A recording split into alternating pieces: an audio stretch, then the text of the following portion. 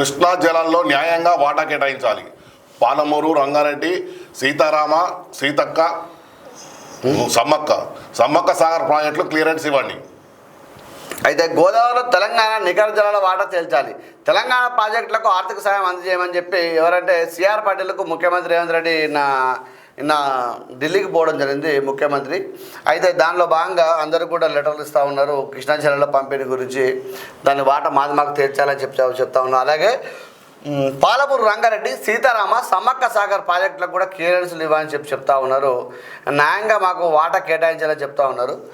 ఇప్పుడు మన తెలంగాణ రాష్ట్రమే ఏర్పడింది నీళ్లు, నిధులు, నియామకాల ప్రకారం ఏర్పడడం జరిగింది. అయితే ఇక్కడ అప్పుడు తెలంగాణ రాష్ట్రం రాకముందు కూడా మా నీళ్ళు ఎత్తుకపోతల్లో అయ్యో అని చెప్పి మొత్తుకోవడం జరిగింది.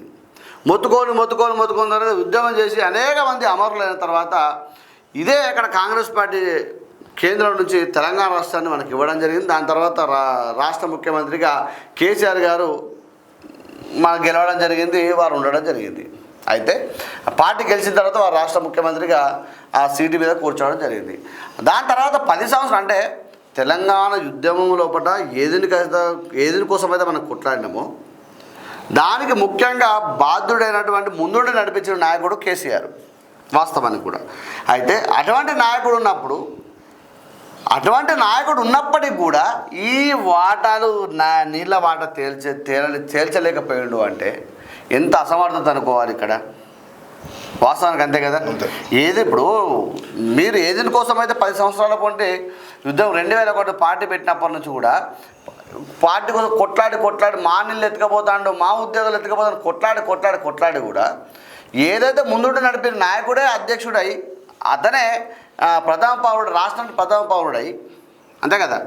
ఈరోజు దాన్ని కూడా తీర్చకుండా ఈరోజు ఇంట్లో పోయి ఫామ్ హౌస్లో కూర్చున్న వ్యక్తి కేసీఆర్ గారు. వాస్తవానికి కూడా ఇదే నిజం అంతే కదా.